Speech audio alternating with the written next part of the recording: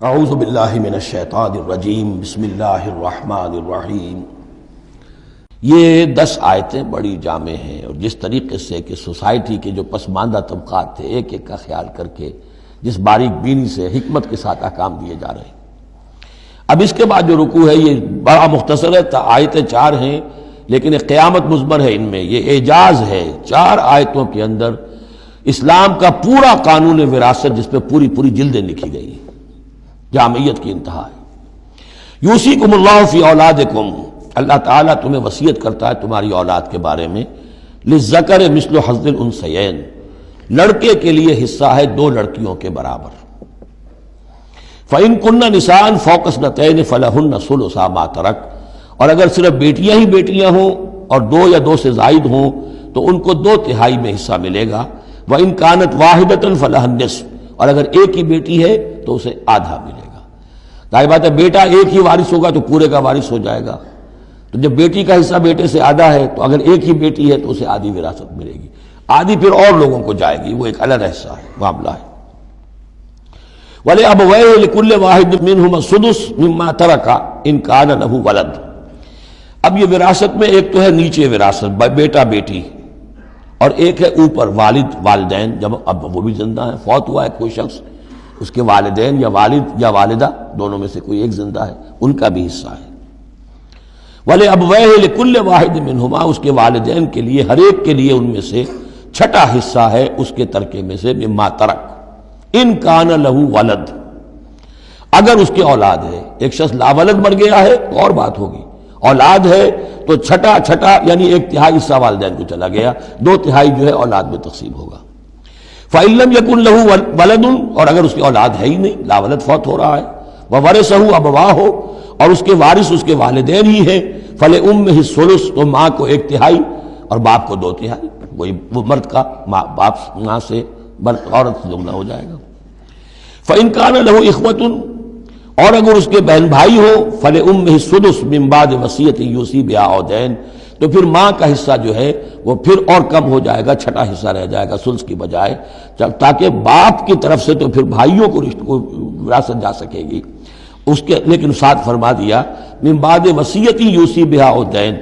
وراثت کی تقسیم سے پہلے 2 کام کر لینے ہوں گے کہ اگر کوئی وصیت کی ہے اس وصیت کو پورا کیا جائے، اگر کوئی دین ہے جو فوت ہوا ہے اس پر کوئی قرض ہے وہ ادا کیا جائے، پھر جو ہے وراثت ادا ہوگی۔ من بعد وصیت یوصی بہا او دین، آباؤکم وابناؤکم لا تدرون ایہم اقرب لکم نفعا، تمہارے باپ یا تمہارے بیٹے تم نہیں جانتے کہ ان میں سے کون تمہارے لیے زیادہ نافع ہے، زیادہ قریب ہے نفع کے اعتبار سے۔ فریضۃ من اللہ، یہ تم اپنی عقلوں کو چھوڑو، اللہ کی طرف سے یہ فرض ہے، فریضۃ من اللہ، یعنی آدمی سمجھے میرے بوڑھے والدین ہیں، خام خواہ ان کے لیے حصہ کائے کو رکھ دیا ہے، کھا پی چکے، زندگی گزار چکے، وراثت تو ملنی چاہیے اولاد کو، بیٹا بیٹی کو نہیں، اللہ کا حکم مانو۔ آباؤکم وابناؤکم لا تدرون ایہم اقرب لکم نفعا فریضۃ من اللہ ان اللہ کان علیما حکیما، یقیناً اللہ تعالی علیم اور حکیم ہے، اس کا کوئی حکم علم اور حکمت سے خالی نہیں۔ وَلَكُمْ نِصْفُ مَا تَرَكَ أَزْوَاجُكُمْ إِن لَّمْ يَكُن لَّهُنَّ وَلَدٌ، اور تمہارا حصہ تمہاری بیویوں کے ترکے میں سے آدھا ہے اگر ان کے کوئی اولاد نہ ہو، بیوی فوت ہو رہی ہے اور اس کے کوئی اولاد نہیں ہے تو جو کچھ چھوڑ رہی ہے اس میں سے نصف جو ہے شوہر کا ہو جائے گا، باقی نصف جو ہے وہ بیوی کے بھائیوں وغیرہ کو جائے گا، لیکن شوہر کا نصف ہو گیا۔ فَإِن كَانَ لَهُنَّ وَلَدٌ، اور اگر اس کی اولاد ہے، فَلَكُمُ الرُّبُعُ مِمَّا تَرَكْنَا، پھر تمہارے لیے 1/4 حصہ ہوگا اس میں یہ جو اس نے چھوڑا ہے، باقی 3/4 اس کی اولاد میں تقسیم ہو جائے گا۔ من بعد وصیت یوصین بہا او دین، اور یہ بھی ہوگا وصیت کی ایگزیکیوشن کے بعد، اور اگر کوئی قرض ہے تو اس کی ادائیگی کے بعد۔ وَلَهُنَّ الرُّبُعُ مِمَّا تَرَكْتُمْ، اور جو کچھ تم چھوڑو، مرد شوہر فوت ہو گیا ہے تو اس کی وراثت میں سے بیویوں کا حصہ ہے 1/4، ان لم یکن لکم ولد، اگر تمہارے کو اولاد نہیں ہے۔ فَإِن كَانَ لَكُمْ وَلَدٌ، اور اگر تمہارے اولاد ہے، فَلَهُنَّ الثُّمُنُ مِمَّا تَرَكْتُمْ مِن بَعْدِ وَصِيَّةٍ تُوصُونَ بِهَا أَوْ دَيْنٍ، تو پھر ان کے لیے 8واں حصہ ہے۔ اگر تمہارے لیے اولاد ہے تو تمہاری بیوی کے لیے پھر 8واں حصہ ہے تمہارے ترکے میں سے، من بعد وصیت توصون بہا او دین، اس وصیت کو تکمیل کے بعد جو تم نے کی ہو یا قرض جو تمہارے ذمے ہو ادا کرنے کے بعد۔ وَإِنْ كَانَ رَجُلٌ يُورَثُ کلالہ، اور اگر کوئی شخص جس کی وراثت جو ہے تقسیم ہو رہی ہے کلالہ تھا، او امراتن، یا کوئی عورت بھی کلالہ ہو سکتی ہے۔ یہ کلالہ کون ہوتی ہے؟ جس کے نہ تو والدین ہو نہ اولاد ہو، میت ہے، فوت شدہ مرد ہے یا عورت ہے، تو جو نہ تو ہے اوپر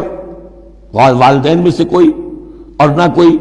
اولاد میں سے، وہ اس کو کلالہ کہتے ہیں۔ بہن بھائی ہیں، اب بہن بھائیوں میں جو تقسیم ہوگی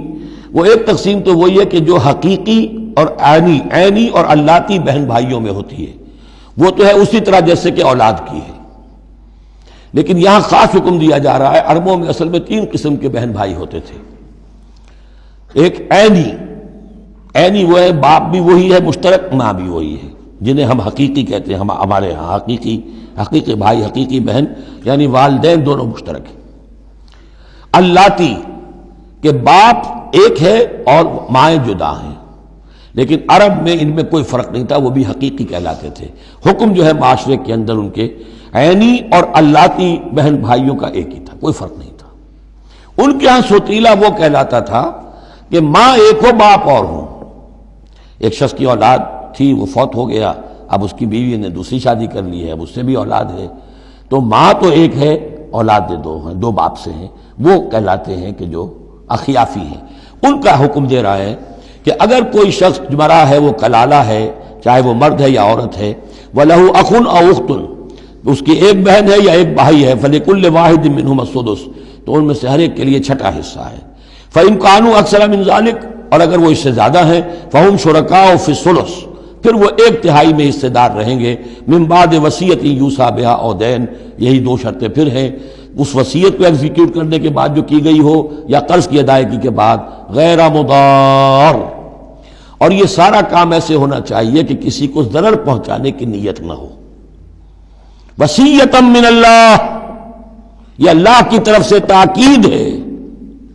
واللہ علیم حلیم، اللہ تعالیٰ سب کچھ جاننے والا، کمال حلم والا ہے۔ اس کے حلم پر دھوکہ نہ کھاؤ کہ وہ تمہیں پکڑ نہیں رہا ہے، اس کی پکڑ جب آئے گی تو ان بطش ربک لشدید،